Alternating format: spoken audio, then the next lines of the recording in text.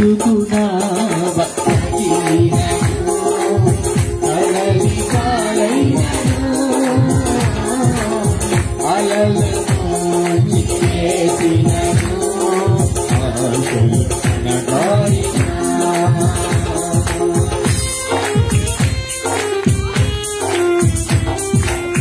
బ్రతుకునా కదిలినను అలలి కాలైనను అలలను ఆశలు నగారినా నీ మాట చాలయ్యా నీ చూపు చాలయ్యా నీ తోడు చాలయ్యా నీ తోడు చాలయ్యా నీ మాట చాలయ్యా నీ చూపు చాలయ్యా నీ తోడు చాలయ్యా నీ తోడు చాలయ్యా నీ వింటే నాకు చాలు యేసయ్యా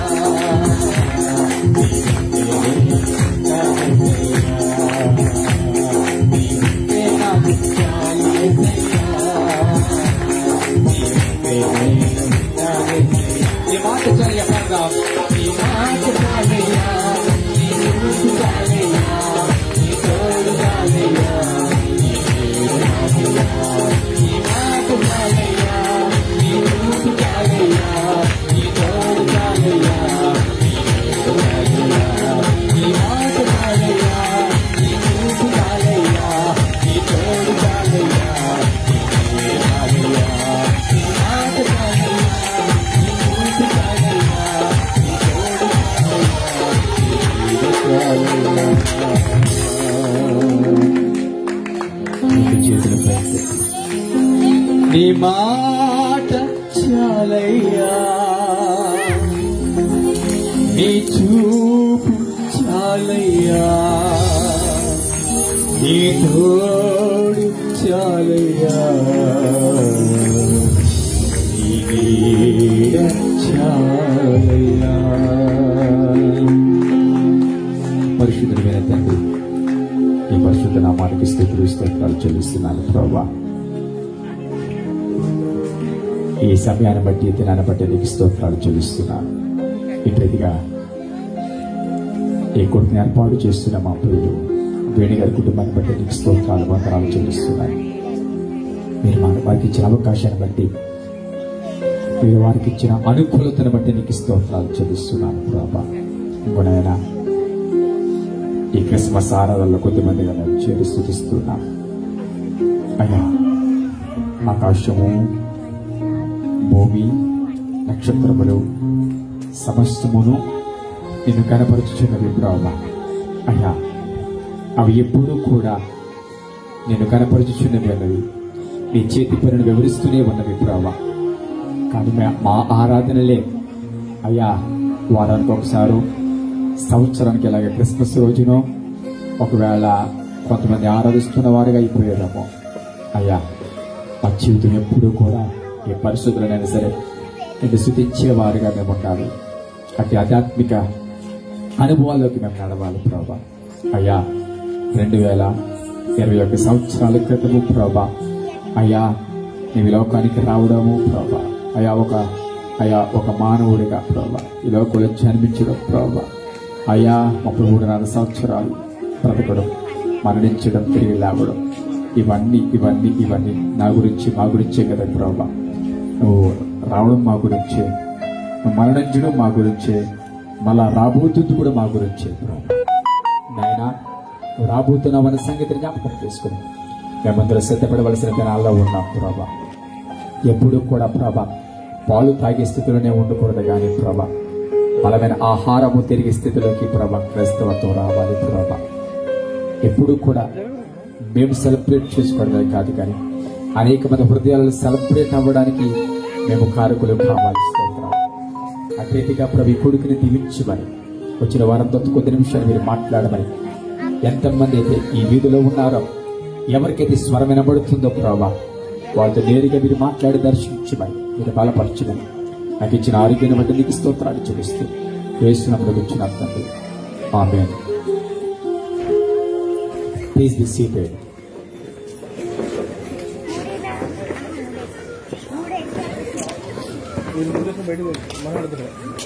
క్రమంగా కూర్చోండి.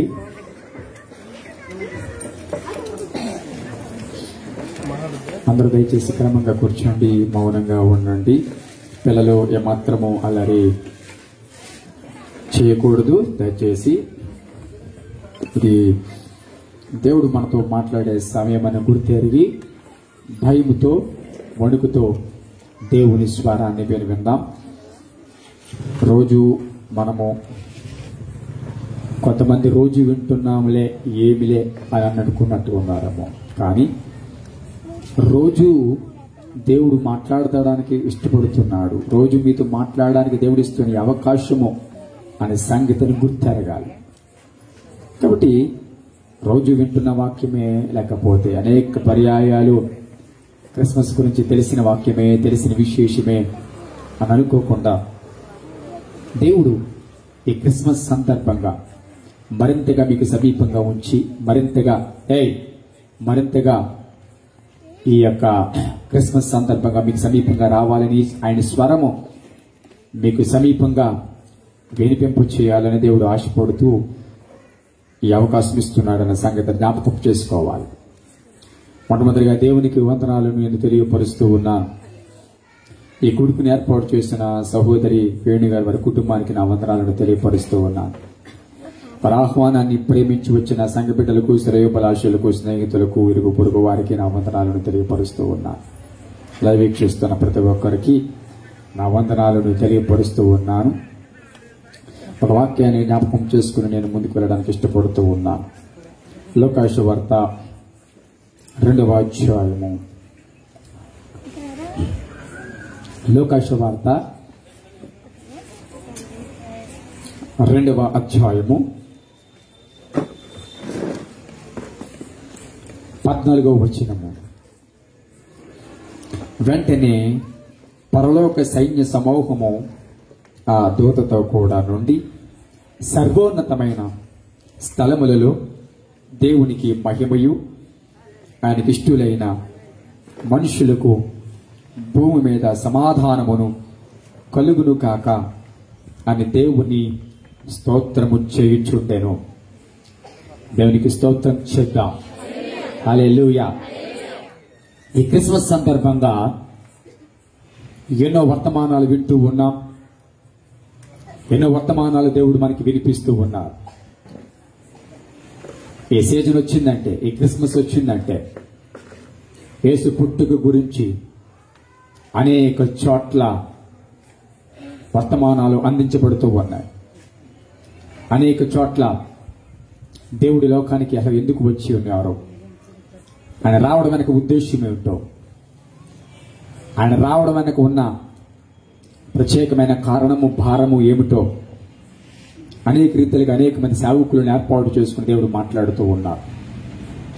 కానీ విచిత్రం ఏమిటంటే 2021 సంవత్సరాల నుండి ఈ సువార్త ప్రకటించబడుతూ ఉన్నా సరే ఇంకా తలుపు తెరవని వారు, ఇంకా హృదయాలను తెరవని వారు, ఇంకా ఆయన క్రైస్తవుల కోసం వచ్చారు అని అనుకుంటున్న వారు ఇప్పటికీ చాలా మంది ఉన్నారు.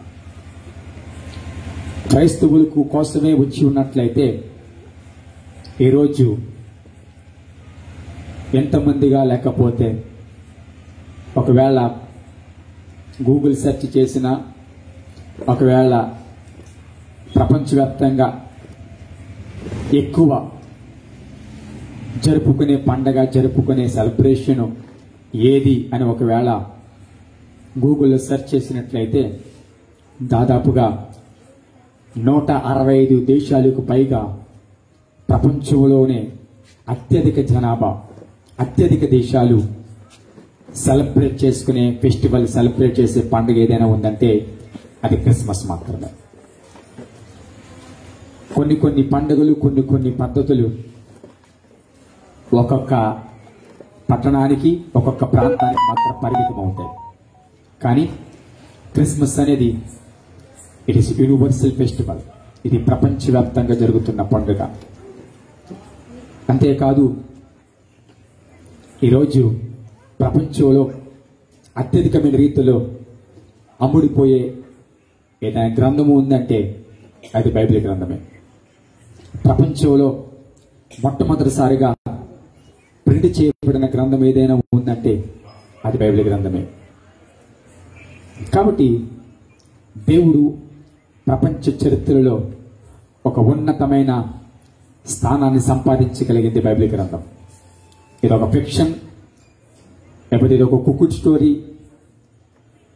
ఒకవేళ అయితే కనుక నేనంటాను, ఈ పుస్తకము ఇన్ని సంవత్సరాలు, ఇన్ని సవాళ్లను, ఇన్ని ప్రతికూల పరిస్థితులను ఎదుర్కొంటూ ఈ 2021 ఈ 7వ తారీఖు వరకు నిలబడేదే కాదు. ఎప్పుడు కనుమరుగైపోయింది పుస్తకం.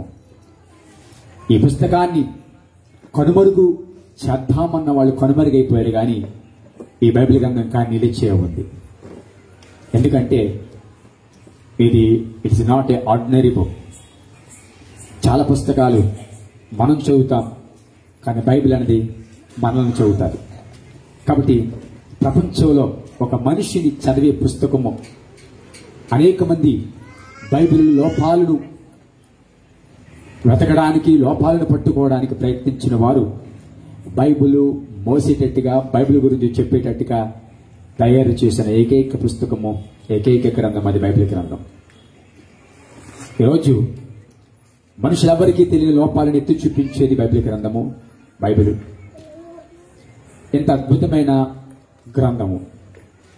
దేవుడు మహాకృపను బట్టి దేవుడు మనల్ని ప్రేమించి, సర్వమానవాళిని ప్రేమించి, ప్రజలందరికీ కలుగబోవు మహా సంతోషకరమైన శుభవర్తమానమని ఆనాడు కాపురులకు కనబడిన దేవదూత చెప్పడం జరిగింది.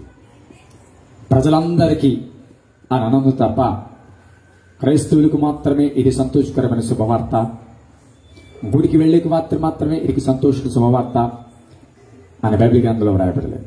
ఇది ప్రజలందరికీ కూడా, భూమి మీద ఏ మూల ఉన్నా, ఏ ఖండములో ఉన్నా, ఎక్కడ ఉన్నా సరే, మనిషి అనేవాడు ఎక్కడున్నా, అడవిలో ఉన్నా, ఎక్కడున్నా సరే, ఇది ప్రజలందరికీ కలగబోవు మహా సంతోషకరమైన శుభవర్తమానం. ఆనాడు దేవదూతలకి, గొర్రెల కాపురులకి దేవదూత కనబడి ఈ మాట చెప్పింది. చెప్పిన తర్వాత అనేక దేవదూతలు అక్కడ రావడం జరిగింది. వాళ్ళు కాపురులు దేవుని స్తుతించడం జరిగింది. అలాగూ దేవదూతలు కాపురులు కలిసి స్తుతిస్తున్నప్పుడు వచ్చిన పాట ఏమిటి అంటే, ఇప్పుడు మనం చదువుకున్న వాక్య భాగము, సర్వోన్నతమైన స్థలములలో దేవునికి మహిమయు, ఆయనకిష్టులైన మనుషులకు భూమి మీద సమాధానము కలుగును కాక అని దేవుని స్తోత్రము చేయుచుండెను. దేవదూతలు కాపురులు కలిసి పాడిన గీతము ఇది. సర్వోన్నతమైన స్థలములలో దేవునికి మహిమ. రెండవది, ఆయనకి ఇష్టులైన వారికి, ఇష్టులైన మనుషులకు భూమి మీద సమాధానం. గమనించండి, ఈరోజు మనం ధ్యానం చేయబోతున్న వాక్య భాగము ఆయనకిష్టులు. దేవుడి సన్నిధిలో ఇక్కడ భూమి మీద ఆయనకిష్టులైన మనుషులకు సమాధానము కలుగును కాక అని మాట్లాడుతుంది వాక్యం. అంటే భూమి మీద ఎవరైతే మనుషులు జీవిస్తూ ఉన్నారో వారికి సమాధానము రావాలని దేవుని ఉద్దేశం, సమాధానం ఉండాలని దేవుని ఉద్దేశం. గమనించండి, అయితే సమాధానం రావాలని దేవుని ఉద్దేశం, సమాధానం ఉండాలని దేవుని ఉద్దేశం. అది ఎవరికి ఆ సమాధానం వస్తుంది అనంటే, భూమి మీద ఆయనకి ఇష్టలైన మనుష్యులకు, భూమి మీద ఆయనకి ఇష్టలైన మనుష్యులకు. ఎవరైతే సమాధానం కోరుకుంటూ ఉన్నారో, సమాధానం కావాలని కోరుకుంటున్నారో, వారు ఎవరికి ఇష్టలుగా ఉండాలంటే దేవునికి ఇష్టలుగా ఉండాలి. ఈరోజు ఒకవేళ సొసైటీని చూస్తే, మానవాళిని చూస్తే, వింటున్న వార్తలు చూస్తే ఎక్కడ దేవుడు భయం ఉన్నట్టుగా కనబడటం లేదు. ఈరోజు దేవుడి భయమే ఉంటే కనుక ఈరోజు మనం చూస్తున్న ఇంత ఘోరమైన కార్యాలు జరుగుతాయా? ఒకవేళ దేవుడి భయమే ఉంటే కనుక మనుషులు అన్యాయం ఎంతగా పెట్టిరేగిపోతుందా? దేవుడి భయమే ఉంటే రోజు మనుషుడు వాయు వరుస తెలియకుండా ఎంత నీచమైన ఒక మృగము కూడా చెయ్యని పనులు ఈరోజు మనుషుడు చేస్తూ ఉన్నాడు. ఎక్కడుంది భయం? నిజంగా భయం ఉందా అంటారా? సొసైటీని చూస్తే ఈరోజు పోలీసు వ్యవస్థలు చాలా బలంగా ఉన్నాయి. అనేక రకాలుగా వీటన్నిటిని అణచివేయగలిగిన పరిస్థితులు చాలా ఎక్కువగానే ఉన్నాయి. కానీ మనుషులలో ఏ భయం లేదంటే దేవుడు భయం లేదు. గమనించండి, తల్లిదండ్రులంటే భయం ఉన్నప్పుడు, ఆ తల్లిదండ్రులు ఉన్నప్పుడు వాడు భయంగా ఉంటాడు. ఆ తల్లిదండ్రులు వెళ్ళిపోయిన తర్వాత కొన్నిసార్లు భయం తప్పిపోతుంటాడు. ఈరోజు కనబడే మనుషులంటే భయం లేదు, కానీ ఆ కనబడని దేవుడంటూ ఒకరు ఉన్నారని ఈరోజు మనుషుడు గమనించట్లేదు. నేను చేసే ప్రతి కార్యానికి ఒకవేళ అది నన్ను ప్రశ్నిస్తాదేమో. ఈరోజు వాక్యం చెప్తుంది, ప్రతి వానికి వాని క్రియలు చొప్పున ప్రతిఫలం ఇస్తానన్నాడు. ఒకవేళ నేను చేసే పని ఒకవేళ నా జీవితంలో నష్టాన్ని తీసుకొస్తుందేమో, నేను చేసే పని ఒకవేళ అనేక మందికి అది బాధగా ఉందేమో, లేకపోతే నేను చేసే పని వల్ల ఏ కుటుంబం అన్న ఏడుస్తుందేమో, నేను చేసే పని వల్ల ఏ కుటుంబమైన శిథిలమైపోయిందో, అయ్యో నేను చేసి ఈ పాడు పని వల్ల చక్కగా వివాహం చేసుకుని చక్కటి జీవితం జీవించవలసిన అమ్మాయి జీవితం పోయిందేమో, నేను చేసే పాడు పనుల వల్ల అయ్యో సంతోషకరంగా ఉండవలసిన కుటుంబము రోడ్డు పాలయ్యిందేమో అన్న భయం ఈరోజు మనుషుడికి లేదు. వాడు చేస్తున్న పని, వాడి సంతోషం, వాడి ఆనందమే ప్రాముఖ్యం.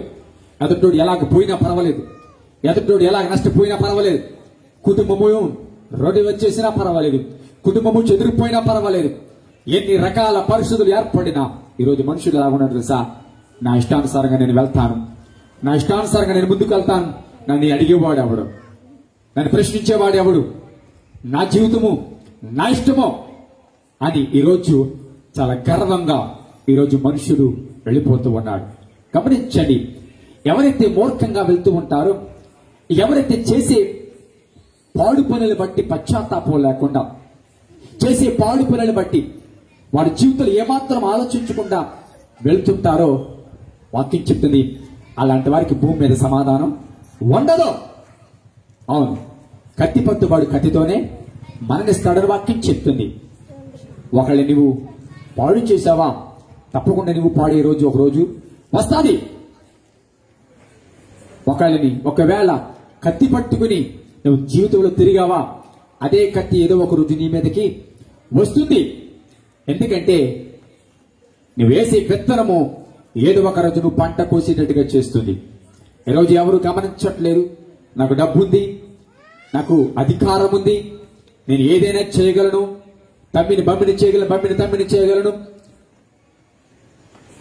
న్యాయాన్ని అన్యాయం చేయగలను, అన్యాయాన్ని న్యాయం చేయగలను అని ఒకవేళ అనుకుంటూ వెళ్ళిపోతున్నావేమో.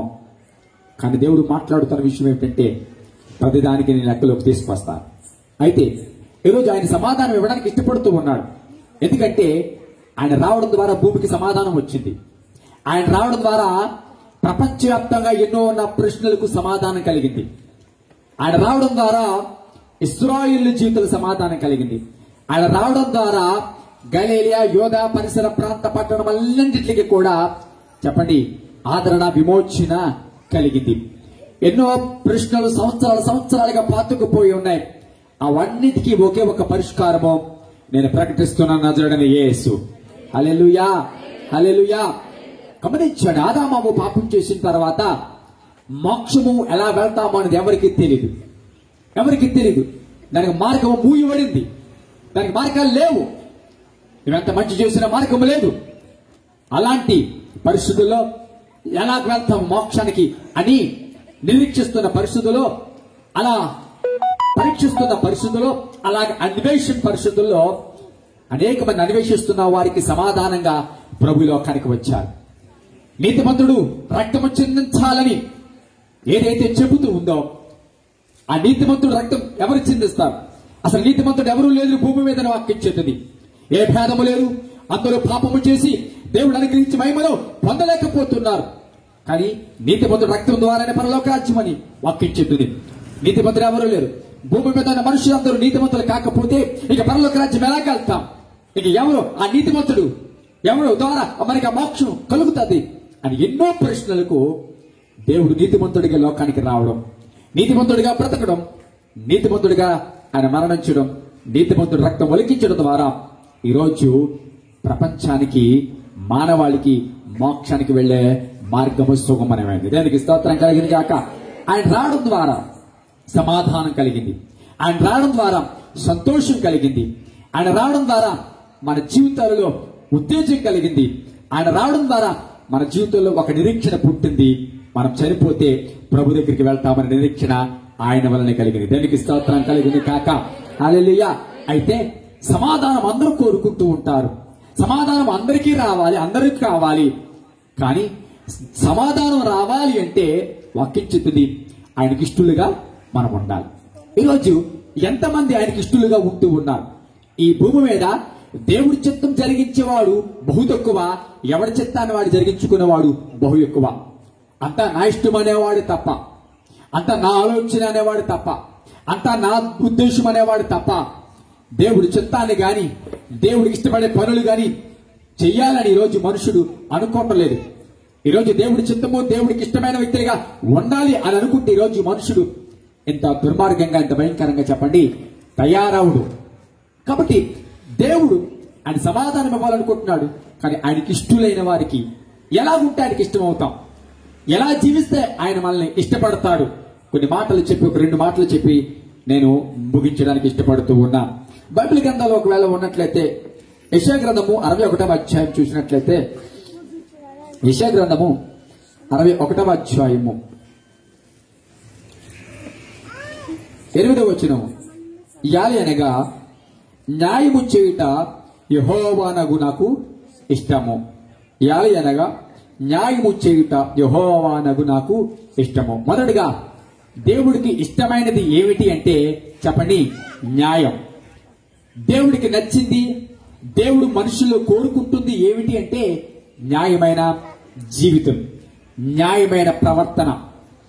ఏ వ్యక్తి అయితే న్యాయముగా వెళ్తాడో, ఏ కుటుంబంలో అయితే న్యాయం అనువసిస్తాడో, ఏ వ్యక్తి అయితే నీతి న్యాయాలను ఆధారంగా చేసుకుని దేవుడు భయం కలిగి నేను చేసే ప్రతి పనిని దేవుడు చూస్తున్నాడు, నేను చేసే ప్రతి అన్యాయాన్ని దేవుడు చూస్తూ ఉన్నాడు, నేను చేసే ప్రతి పాడి పనిని దేవుడు చూస్తూ ఉన్నాడు, దేవుడు నాకు న్యాయం చేస్తాడేమో, ఒకవేళ దేవుడు నా తీర్పు నా మీదకి వస్తాడేమో అని ఎవరైతే న్యాయాన్ని దృష్టిలో పెట్టుకుని, న్యాయమే ప్రధానం అనుకుని ఎవరైతే ముందుకు వెళ్తారో, న్యాయాన్ని ప్రేమించే వారిని దేవుడు ప్రేమిస్తాడు. ఎవరికైతే న్యాయం ఇష్టమో, ఎవరైతే న్యాయబద్ధంగా వెళ్తారో వాళ్ళు దేవునికి ఇష్టలుగా ఉంటారు అనే వాక్యము స్పష్టంగా సెలవిస్తుంది. దేవునికి స్తోత్రం కలుగును కాక. హల్లెలూయా. అందరూ చెప్తాం హల్లెలూయా, హల్లెలూయా. గమనించండి, దేవుని సన్నిధిలో ఈరోజు న్యాయంగా బ్రతికే వాళ్ళు తక్కువైపోతూ ఉన్నారు. మనుషుల ఆలోచనలు ఎలా ఉన్నాయంటే న్యాయాన్యాయాలు ఎవరు చూసి వచ్చేళ్లే, ఎలా సంపాదించామని ప్రాముఖ్యం కాదు కానీ ఎలా బ్రతుకుతూ ఉన్నది ప్రాముఖ్యం, ఎలా సంపాదించామన్నది ప్రాముఖ్యం కాదు కానీ ఎలాగూ బిల్డింగ్ కట్టామన్నది ప్రాముఖ్యం. సంపాదనలో న్యాయం లేదు, ఎదుటి వాళ్ళకి సహాయం చేయడంలో న్యాయం లేదు, కుటుంబ విషయంలో న్యాయం లేదు. చాలా విషయాల్లో ఈరోజు మనుషుడు దారి తప్పి అన్యాయంతో బ్రతుకుతూ ఉన్నాడు. అన్యాయపు సొమ్ముకు ఆశపడుతూ అన్యాయపు పనులు చేస్తూ ఉన్నాడు. వాడు సొంత కోరికలు తీర్చుకోవడానికి, అవసరమైతే చెప్పండి లేని వారిని ఏడిపించడానికి, అవసరమైతే తన హృదయం గద్దిస్తున్న న్యాయాన్ని కూడా ప్రక్కన పెట్టి ముందుకు వెళ్ళడానికి ఈరోజు మనుషుడు ఇష్టపడుతున్నాడు. హృదయం గద్దిస్తున్నా.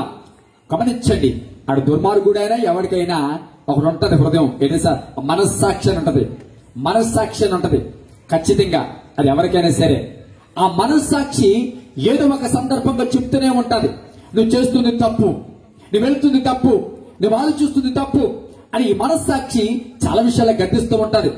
అలాగూ వారికి వ్యతిరేకంగా మాట్లాడడం తప్పు కదా, వాళ్ళకి రావాల్సింది నీకు కావాలనుకోవడం తప్పు కదా. వాక్యం చెప్తుంది నీ పొరుగు వాడిది ఏది ఆశించద్దు అన్నది.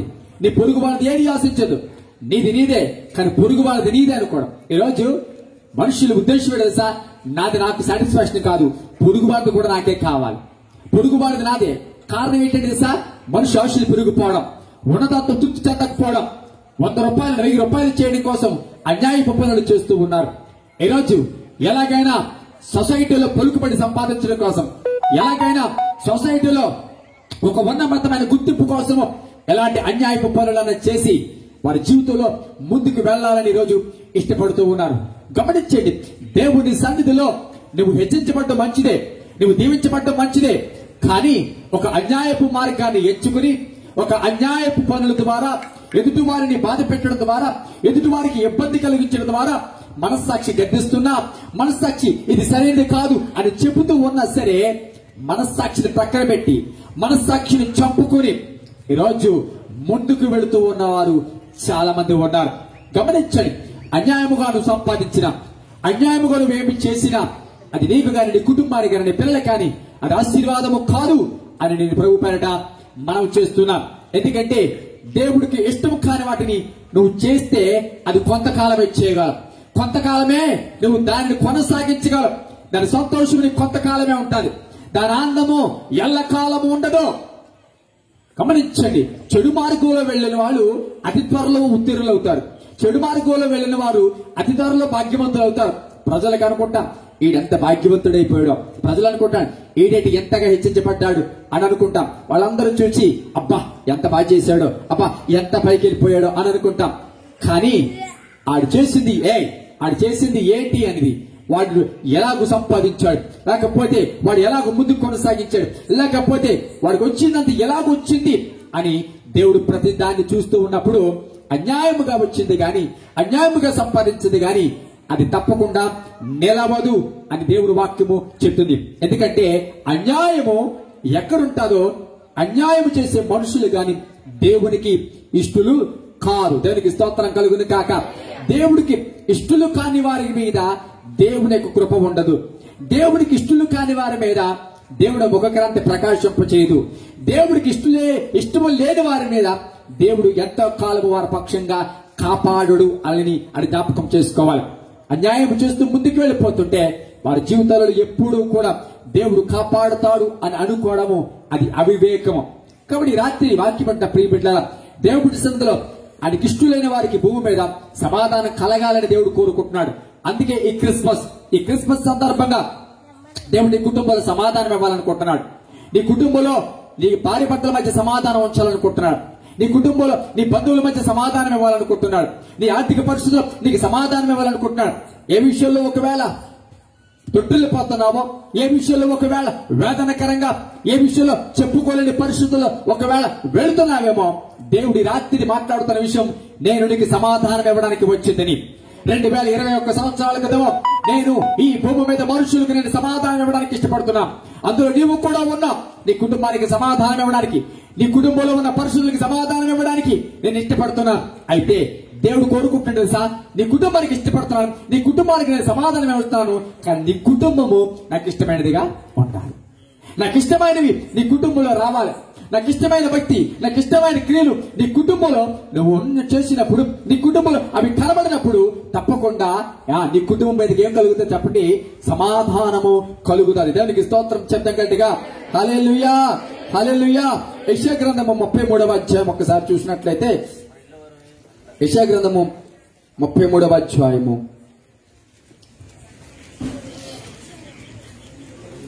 5వ వచనము. యెషయా గ్రంథం 33వ అధ్యాయము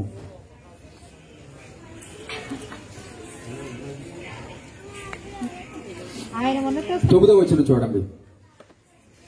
దేశము దుఃఖించి క్షీణించుచున్నది, లెబనోను సిగ్గుపడి వాడిపోవచ్చున్నది. 9వ వచనమేనా? ఇర్మియా గ్రంథము 33వ అధ్యాయము. ఇర్మియా గ్రంథము 33వ అధ్యాయము. భూజనులందరి ఎదుట వారు నాకు ఇష్టమైన పేరుగాను స్తోత్ర కారణముగాను, భూజనులు అందరి ఎదుట వారు నాకు ఇష్టమైన పేరుగాను స్తోత్ర కారణముగాను గణతాస్పదముగాను ఉందురు. నేను వారికి చేయు సకల ఉపకారములను గూర్చిన వర్తమానమును జనులు విని నేను వారికి కలుగు చేయు సమస్త క్షేమమును బట్టి, సమస్త మేలును బట్టి భయపడిచి దిగులు నొందుదురు. దేవునికి స్తోత్రం కలుగును కాక. భూజనులందరి ఎదుట వారు నాకు ఇష్టమైన పేరుగాను స్తోత్ర కారణముగాను ఘనతాస్పదముగాను ఉందురు. ఎవరి గురించి మాట్లాడుతూ ఉన్నారంటే ఇశ్రాయేలు ప్రజల గురించి. దాని ముందు అధ్యాయం 33వ అధ్యాయం మొదటి చూసినట్లయితే ఆ యొక్క యిర్మీయా చెరసాలలో ఉండడం, ఇశ్రాయేలులందరూ కూడా ఎన్నో ప్రతికూల అనుభవాలు గుండా వెళ్ళడం, వారి జీవితాల్లో దేవుడు విడవబడుట, వారి జీవితాలలో దేవుడి క్షేమం వారి విడవబడ్డ, దేవుని కృప వారికి విడవబడ్డ, అనేక కన్నీళ్ల మధ్య వారి జీవితాలు అప్పటికే వెళ్ళాయి. అలాంటి కన్నీళ్లతో నిండిపోయిన, అలాంటి దేవుడు లేని స్థితిలోకి వెళ్లిపోయిన ఇశ్రాయేలు విషయంలో దేవుడు ఏం చెప్తాడు తెలుసా? నేను మరలా వారికి నేను కనికరిస్తాను, మరలా వారికి ఆరోగ్యం కలుగచేస్తాను, మరలా వారి విషయంలో నేను కనికరిస్తాను, భూజనులు అందరి ఎదుట వారు నాకు ఇష్టమైన పేరుగా నేను చేస్తాను. దేవునికి స్తోత్రం కలుగును కాక. హల్లెలూయా. గమనించండి, ఒకవేళ తప్పు చేసినా, ఒకవేళ అన్యాయపు పని చేసినా, ఒకవేళ దేవుడికి ఇష్టం కానిది నువ్వు చేసినా, దేవుడికి నచ్చంది ఒకవేళ చేసినా, ఈ రాత్రి ఒకవేళ దేవుడి సన్నిధిలో ఒప్పుకోగలిగినట్లయితే, దేవుడి సన్నిధిలో నువ్వు చేసిన అన్యాయాన్ని జ్ఞాపకం చేసుకుని దేవుడి సన్నిధిలో క్షమించమని గలిగినట్లయితే, నీ జీవితంలో ఏదైతే దేవుడు చేయకూడదు అనుకున్నాడో అది నువ్వు చేసినట్లయితే, దేనికైతే దూరం అయిపోయావో, ఏ విషయంలో ఆ సర్వ సృష్టికర్తని, ఆ భగవంతుడికి నీవు వేదనకరంగా ఉన్నావో, వేటిని బట్టి ఒకవేళ హృదయం గద్దిస్తున్నా, వేటిని బట్టి మనస్సాక్షి గద్దిస్తున్నా, లోపడకుండా ఒకవేళ ఎంతవరకు జీవించావేమో, ఎంతవరకు బ్రతికావేమో, కానీ రాత్రి దేవుడు మాట్లాడుతున్నాడు సార్. మరలా నువ్వు ఒప్పుకున్నట్లయితే, మరలా నీవు కనుక ఒకవేళ పశ్చాత్తాపడినట్లయితే, మరలా నీ జీవితంలో నువ్వు మార్పు కోరుకున్నట్లయితే, నీ జీవితంలో మరలా మారు మనసు పొందినట్లయితే, నేనేమంటున్నా తెలుసా? మరలా మిమ్మల్ని ఘనతగా నేను చేస్తాను, మిమ్మల్ని మరలా స్తోత్రార్పణగా చేస్తాను, అనేక మంది జనముల ముందు మిమ్మల్ని హెచ్చిస్తాను అని దేవుడు మాట్లాడుతూ ఉన్నాడు. హల్లెలూయా, హల్లెలూయా. ఒక పాపి తన పాపమును బట్టి నశించిపోట దేవుని చిత్తము కాదు. మరి దేవుడి చిత్తం ఏంటి తెలుసా? ఆ పాపి తన పాపాన్ని విడిచిపెట్టి ఆ పాప రహితుడు, ఈ లోక రక్షకుడు అని యేసు వైపు చూడడమే దేవుని చిత్తం. ఎప్పుడైతే నువ్వు దేవుడి వైపు చూడడం మొదలు పెడతావో, ఆ వెలుగు నీలో ప్రకాశించి చీకటికి దూరం అవుతావు. ఎప్పుడైతే యేసులో ఉన్న వెలుగును నువ్వు చూడడం ప్రారంభిస్తావో, ఆ యేసులో ఉన్న జీవము నీలోకి వస్తుంది. యేసులో ఉన్న జీవము నీలో వచ్చినప్పుడు నీవు ఆధ్యాత్మికంగా బ్రతుకుతావు. నీ జీవితంలో ప్రతి చెడును త్రొక్కి వేస్తావు, ప్రతి చెడుకు అవకాశం ఇవ్వకుండా నువ్వు ముందుకు వెళ్ళగలిగిన శక్తి దేవుడిస్తాడు. దేవునికి స్తోత్రం కలుగును కాక. హల్లెలూయా. కాబట్టి దేవుని సన్నిధిలో మాటలు ముగిస్తున్నాను. దేవుని సన్నిధిలో ఈ రోజు వాక్యం చెప్తుంది, ఆయనకి ఇష్టలైన వారికి భూమి మీద ఏం కలుగుతుందంట? ఆయనకి ఇష్టలైన వారికి భూమి మీద ఈరోజు సమాధానం ఉన్నట్లేదంటే, ఒకవేళ నీ కుటుంబానికి ఇష్టమైనది ఇంకా లేదేమో. సమాధానం లేదు అంటే ఒకవేళ నీ కుటుంబంలో దేవుడికి నచ్చని లేదేమో, ఒకవేళ ఉందేమో. అనాడు అకాను బట్టి ఇశ్రాయేలులందరికీ కూడా చెప్పండి శాపం వచ్చింది, ఇశ్రాయేలులందరికీ ఓటమి వచ్చింది. కారణం ఏంటంటే అకాని ఇంట్లో దేవుడికి ఇష్టం కానిది ఉంది. ఈ క్రిస్మస్ సందర్భంగా స్టార్ ఉండొచ్చు, ఒకవేళ చెట్టు ఉండొచ్చు, రంగులు వేసుకుని ఉండొచ్చు, అన్ని బాగుండొచ్చు, కానీ వాటిని బట్టి సమాధానం రాదు. కుటుంబంలో రావాల్సింది సమాధానం ఎలా వస్తుంది తెలుసా? దేవుడికి ఇష్టమైనది కుటుంబంలో ఉంటే సమాధానం వస్తుంది. క్రిస్మస్ వచ్చినప్పటికి స్టార్ పెట్టుకోవడానికి చాలా ఆతృత పడుతుంటాం. క్రిస్మస్ వచ్చినప్పటికి క్రిస్మస్ ట్రీని చక్కగా అలంకరించుకుంటాం. క్రిస్మస్ వచ్చేటప్పటికి ఎలాంటి బట్టలు కొనుక్కోవాలా, గడిచిన సారి ఏం కొనుక్కోలేకపోయాం, గడిచిన సారి ఇప్పుడు మనం షాప్కి వెళ్ళామంటే కొత్త వెరైటీలు చూపించండి. కొత్త వెరైటీలు, పాత వెరైటీలు కాదు, కొత్త వెరైటీలు ఏమొస్తున్నాయి. మేనని కట్టిందా, లేకపోతే ఈ మధ్య రీసెంట్ గా హీరోయిన్లు కడుతున్నారు, అలాంటి ఏమైనా కొత్తగా వచ్చాయా? రీసెంట్ గా అప్కమింగ్ అప్డేట్ అవి కాదు. ఈరోజు వాటిని బట్టి దేవుడికి ఇష్టమే ఉండవు. ఆ బట్టలు కడితే ప్రజలు అబ్బాయి ఎంత బాగా కట్టాడో, అబ్బా ఎంత బాగా కట్టిందో అంటే మనుషులు ఇష్టమవుతావు, మనుషులకి నచ్చుతో, నీ అలంకరణ మనుషులకి నచ్చుతుంది. ఒకవేళ నీ డ్రెస్ కోడ్ మనుషులకి నచ్చచ్చు, ఒకవేళ లేకపోతే నీ యొక్క అందము, నీ ముఖము మనుషులకి నచ్చచ్చు. కానీ మనుషులు వలన సమాధానం రాదు. సమాధానం రావాలి అంటే దేవుడికి ఇష్టలుగా ఉండాలి. చెప్పండి, సమాధానం రావాలి అంటే ఎవరికి ఇష్టలుగా ఉండాలి? 100 మందికి ఇష్టమైన సమాధానం 1% కూడా రాదు. కానీ దేవుడికి ఇష్టమైతే 1,00,000 మంది ఇవ్వలేని సమాధానము ప్రభు ఒక్కడే ఇవ్వగలడు. హల్లెలూయా, హల్లెలూయా. సమాధానం పొందుకోవాలి అంటే ఎవరికి ఇష్టలుగా ఉండాలి? ఆయన ఇష్టాలు. ఒక మాట, ఎవరికి ఇష్టాలు తెలుసా? ఒక భర్త ఇష్టము భార్యకి ఎప్పుడు తెలుస్తుంది?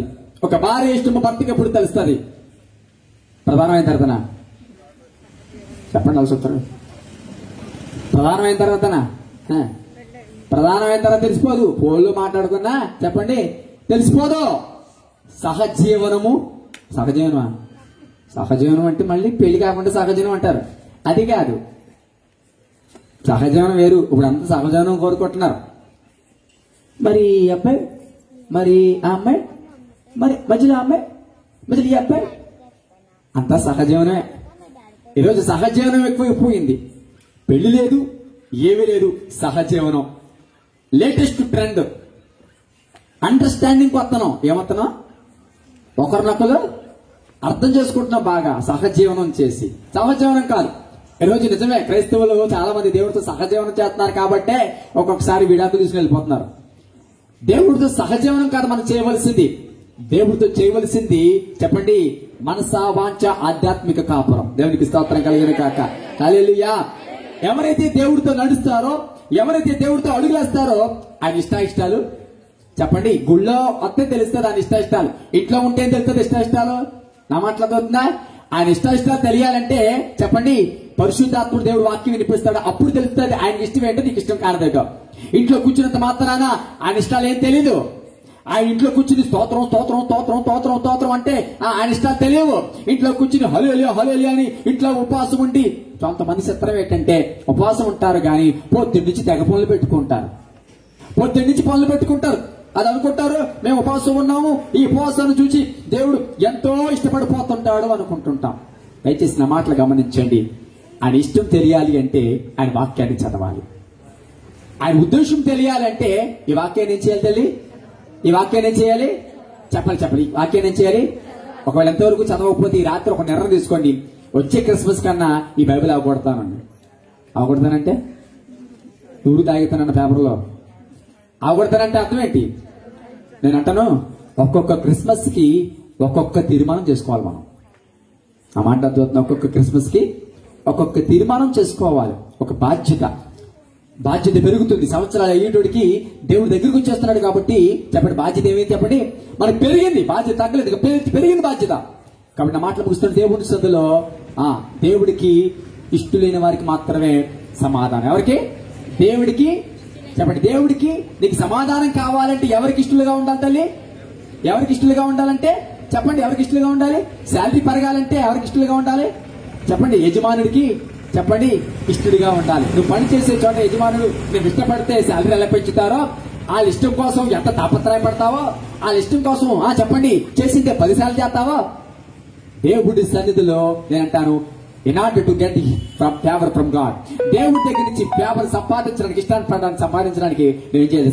తాకతాకలాడాలి. ప్రభా నీకు ఎలాగ ఇష్టం, నువ్వేం చేస్తే ఇష్టపడతావని అలా తెలియాలంటే దేవుడి వాక్యాన్ని చదువు, బైబిల్ గ్రంథాన్ని చదువు, మందిరానికి రా, వాక్యం విను. అప్పుడు ఆయన ఇష్టం ఏంటో తెలుస్తుంది. ఆయన ఇష్టాన్ని నువ్వు నెరవేర్చినప్పుడు నీ జీవితంలో గొప్ప సమాధానం కలుగుతుంది. కళ్ళు మూసుకుందాం, ప్రార్థన చేద్దాం. ఇలాగ క్యాండిల్ స్పీడ్ గా తీసుకురండి. క్యాండిల్ స్పీడ్ గా తీసుకురావాలి, కేక్ స్పీడ్ గా తీసుకురావాలి.